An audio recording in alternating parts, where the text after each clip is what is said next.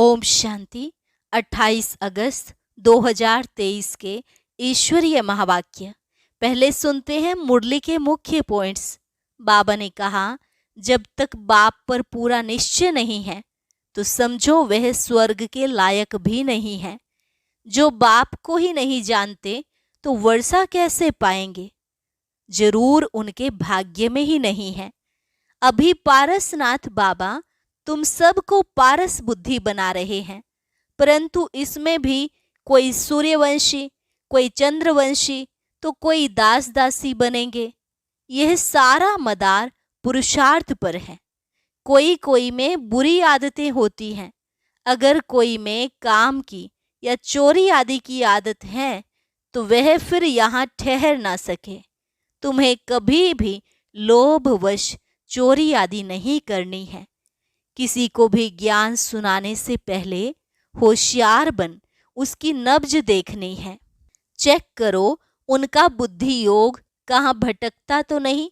यह तो नयन चैन से ही मालूम पड़ जाता है कि उच्च पद पाने वाली आत्मा है या नहीं। अगर पुरानी दुनिया को याद किया तो बाप को भूल जाएंगे। ऐसे भूलते भूलते एक दिन पुरानी दुनिया में ही चले जाएंगे। फिर उनका बुद्धि का ताला एकदम बंद हो जाता। ज्ञान का कुछ भी नहीं रहता है, बस सौदा कैंसिल। फिर बाबा ने कहा, मैं तुम्हारा बाप भी हूं तो फिर राजयोग सिखाने के लिए टीचर भी बनना पड़े तो तुमको पहले पहले यह निश्चय जरूर होना चाहिए कि वह परम पिता परमात्मा स्वयं आकर इनके द्वारा हमको वर्षा दे रहे हैं। कहते भी है ना, निश्चय बुद्धि विजयंती, संशय बुद्धि विनश्यंती। और लास्ट में बाबा ने कहा, विजय माला में आने के लिए तुम्हें बहुत अच्छा फूल बनना है।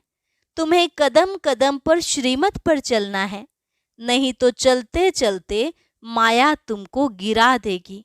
और अब सुनते हैं महावाक्यों को विस्तार से। मुरली का सार। मीठे बच्चे, निश्चय बुद्धि विजयंती। निश्चय के आधार पर ही स्वर्ग की राजाई के लायक बन सकते। पहला निश्चय चाहिए कि भगवान टीचर बनकर हमें पढ़ा रहे हैं। प्रश्न, बाप सर्वशक्तिमान होते भी सब कार्य प्रेरणा से क्यों नहीं करते? उत्तर, बाबा कहते, मैं ज्ञान का सागर हूँ। मुझे ज्ञान सुनाने के लिए आना ही पड़ेगा। प्रोफेसर अगर घर में बैठ जाए तो पढ़ा कैसे सकेगा? मुझे तो तुम बच्चों को पढ़ाकर लायक बनाना है, स्वर्ग का वर्षा देना है। इसलिए मैं शरीर का आधार लेकर आता हूँ। इसमें बच्चों को जरा भी संशय नहीं आना चाहिए। गीत, जो पिया के साथ है उसके साथ ज्ञान बरसात है। ओम शांति। बाप को पिया कहा जाता है। बाप पानी की बरसात तो नहीं बरसाएंगे, यह तो समझने की बात है। जब कोई बात नहीं समझते हैं तो कहा जाता है, तुम तो जैसे पत्थर बुद्धि हो। अब पारसनाथ तो नामी ग्रामी है। पारसनाथ पारस बनाते हैं, पत्थर कौन बनाते हैं? पत्थर नाथ बनाने वाला रावण को कहा जाता है। तुम हो राम संप्रदाय। तुम नंबरवार पत्थर बुद्धि से पारसनाथ बनते जाते हो। यथा राजा रानी तथा प्रजा। पारस बुद्धि कैसे बने? जरूर कोई बनाने वाला है जिसने पारस बुद्धि तो बनाया, परंतु इसमें कोई सूर्यवंशी घराने में, कोई चंद्रवंशी घराने में, कोई दास दासी बनेंगे, कोई फिर प्रजा में साहूकार बनेंगे। है सारा पुरुषार्थ पर मदार। जरूर परम पिता परमात्मा को ही पारसनाथ कहेंगे। कोई मनुष्य को ज्ञान सागर नहीं कहेंगे। निराकार बाप की ही महिमा है। ज्ञान सागर है तो ज्ञान सुनाने के लिए उनको शरीर जरूर चाहिए। जो संस्कार ले जाते हैं उस अनुसार कर्म करने लिए शरीर तो चाहिए ना। वह तो है निराकार परमपिता परमात्मा। उनकी बड़ी भारी महिमा है।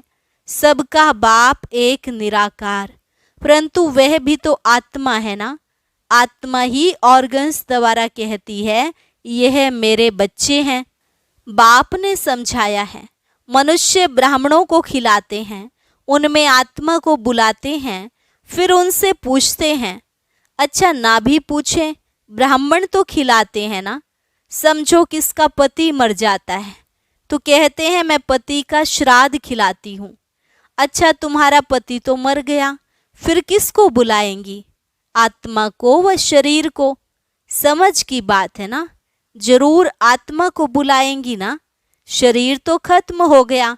ब्राह्मण को खिलाते हैं, गोया ब्राह्मण में प्रवेश कर आत्मा आती है। अब क्या सबूत है जो मर गया उसकी आत्मा आती है? आती तो जरूर है। आत्मा आकर बोलती है, उनसे पूछते हैं फलानी चीज कहाँ रखी है तो बतलाती भी है। तो जरूर समझते हैं कि हम पति की आत्मा को खिलाती हूँ, पति की आत्मा को माथा टेकती हूँ, ब्राह्मण को नहीं देखते, जैसे कि पति के नाम रूप को देखकर माथा टेकते हैं। वह नाम रूप तो भस्म हो गया तो वह शरीर भी याद आता है। ब्राह्मणों में आत्मा आती है, दूसरे की आत्मा आई है यह महसूस होता है।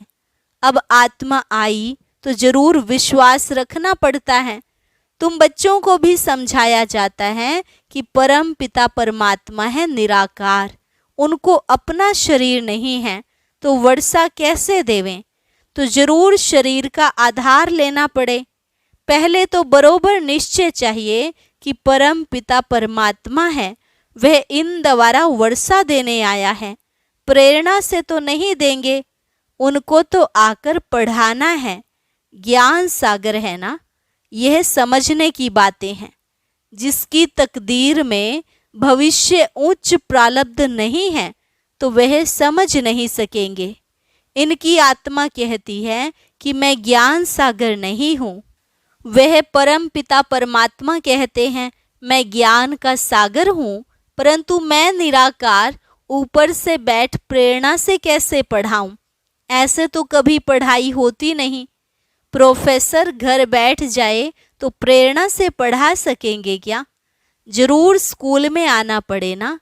परम पिता परमात्मा भी घर में रहकर तो नहीं पढ़ाएंगे ना। प्रेरणा से चित्र थोड़े ही समझाया जाता है। यह चित्र भी शिव बाबा ने निकलवाया है, फिर खुद ही आकर समझाते हैं कि मैंने ही निकलवाए हैं। यह ब्रह्मा तो जानता ही नहीं था, मैंने बच्चों को दिव्य दृष्टि देकर बनवाए हैं। करण करावनहार बाप है।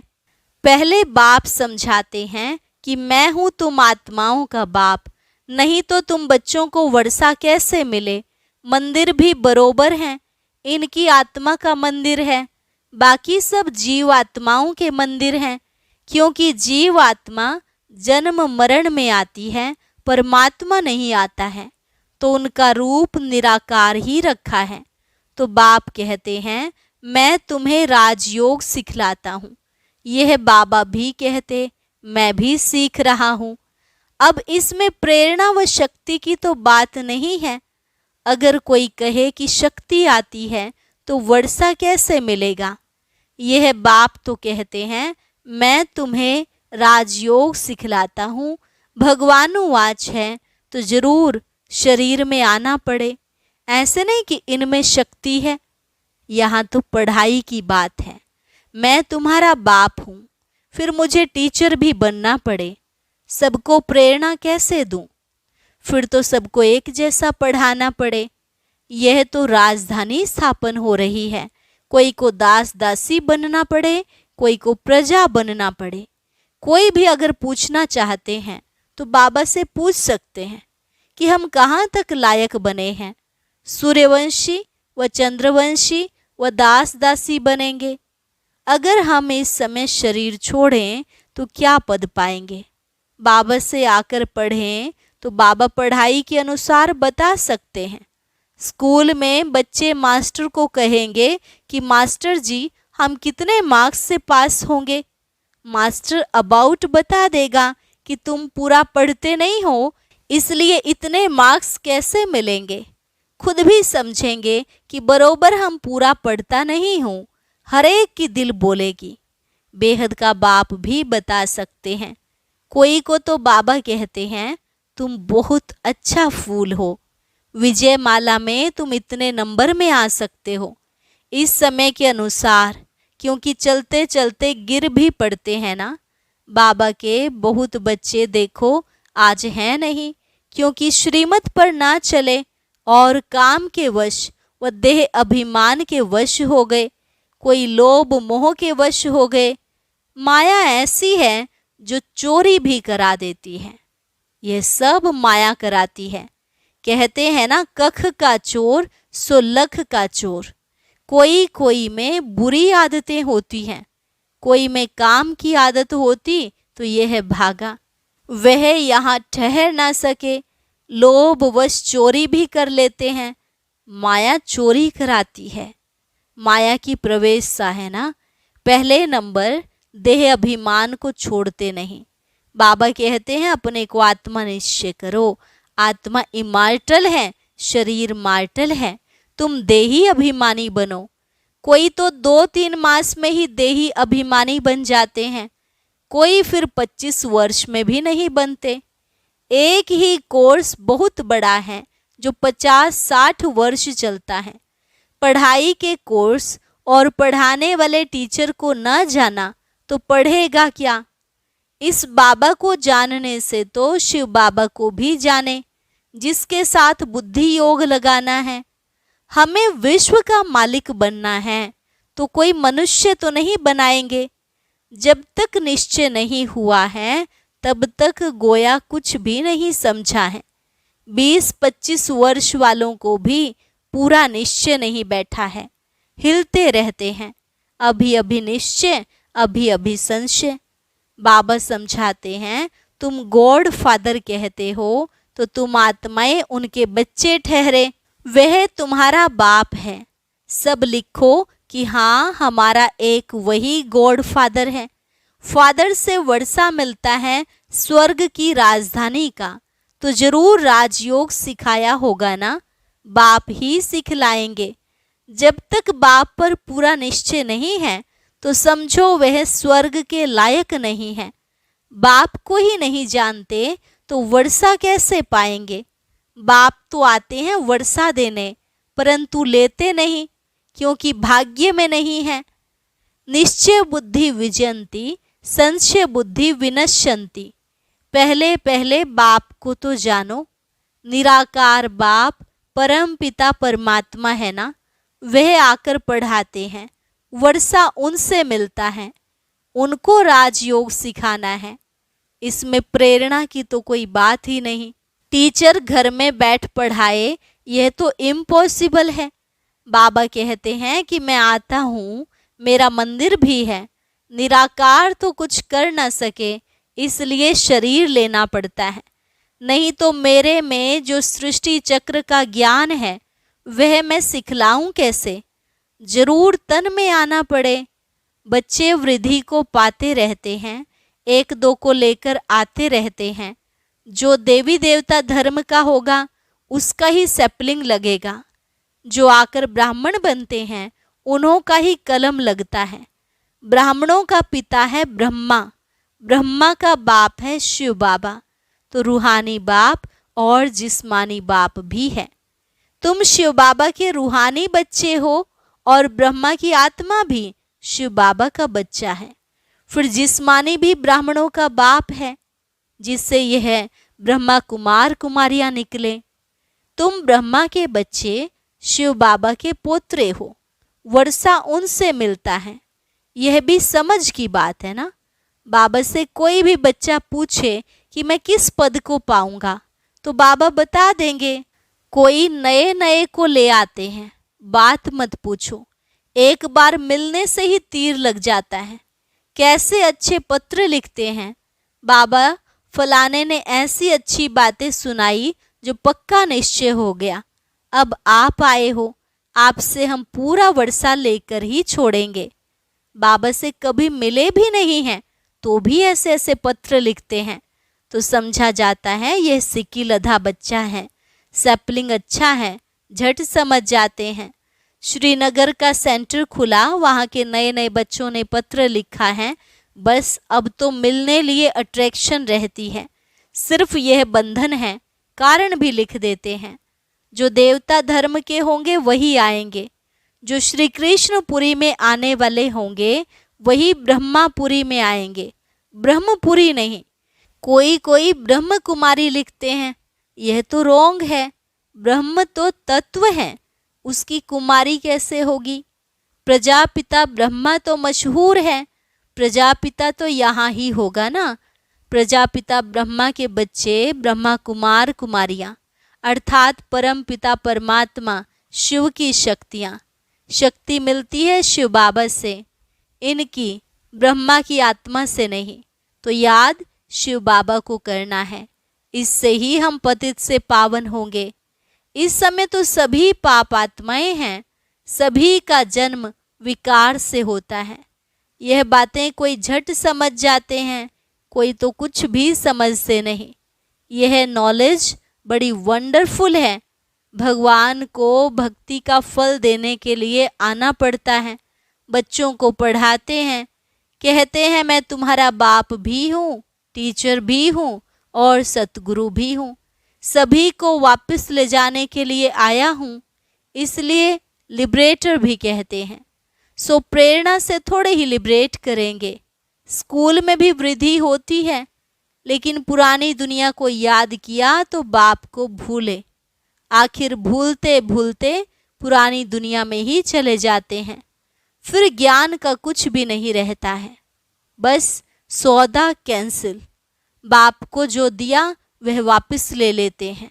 बुद्धि का ताला एकदम बंद हो जाता है। बाप बुद्धिवानों की बुद्धि है ना, कितना अच्छी रीति समझाते हैं। सुनने वालों के नैन चैन से ही मालूम पड़ जाता है इनको कहाँ तक धारणा होती है, उच्च पद पा सकेंगे व नहीं। बाबा झट समझ जाते हैं कि यह समझने वाला है या नहीं, या बुद्धि योग कहाँ भटकता रहता है। नब्ज देखी जाती है, नब्ज देखने वाला भी होशियार चाहिए। मंजिल है बहुत भारी, तुम झट समझ जाएंगे कि यह उठ सकेगा व नहीं। नंबरवार तो है ना। भले यह ब्रह्मपुत्रा बड़ी नदी है, परंतु अपनी महिमा तो नहीं करेंगे। सरस्वती भी होशियार है, उस पढ़ाई में तो यहाँ ही इम्तिहान हो जाता है। इस पढ़ाई का इम्तिहान अभी नहीं होना है। जब तक जिएंगे तब तक ज्ञान अमृत पिएंगे।